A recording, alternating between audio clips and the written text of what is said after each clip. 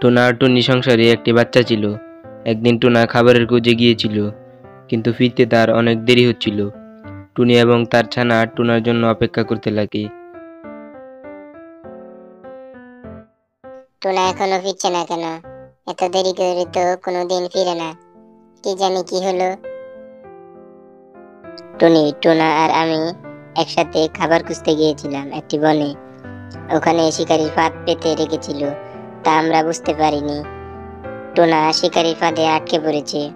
টুনি, তুমি কাঁদছো? কেঁদো না। এখন আমার আর আমার ছানার কি হবে? আমার ছানাটা তো এখনো অনেক ছোট, অল্প বয়সে বাবাকে হারিয়ে ফেললো।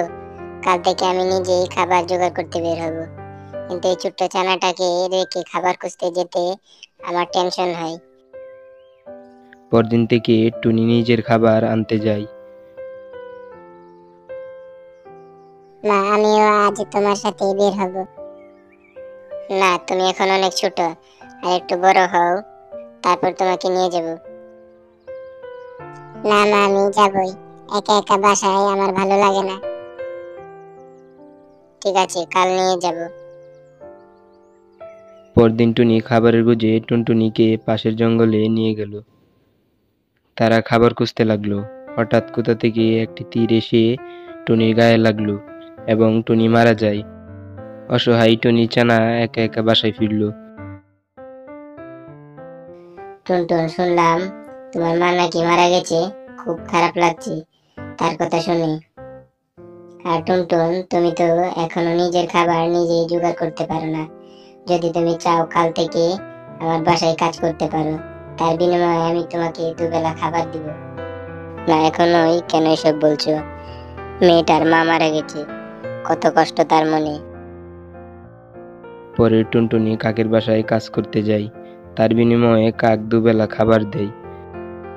একদিন কাজ করার সময় টুনটুন কাকের একটি ডিম ভেঙে ফেলে।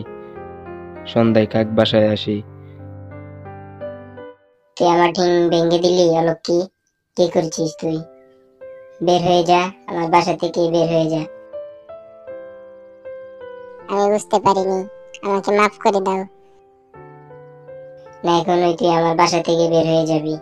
পরে টুনটুন কাকের বাসা থেকে বেরিয়ে পড়ে, অজানার উদ্দেশ্যে চলতে থাকে। হঠাৎ কবুতর টুনটুনকে দেখতে পায়। কে রে টুনটুন, তুমি এখানে কেন? তুমি না কাকের বাসায় থাকো? টুনটুনি কবুতরকে সব খুলে বলল। কবুতর টুনটুনিকে তার সাথে করে তার নিজ বাসায় নিয়ে গেল। উনি কে? ও আমার পালক পুত্র। টুনটুনি কবুতর ও তার পালক পুত্র মিলে বেশ ভালোই কাটাচ্ছিল তাদের সংসার। টুনটুনি ধীরে ধীরে বড় হতে লাগলো।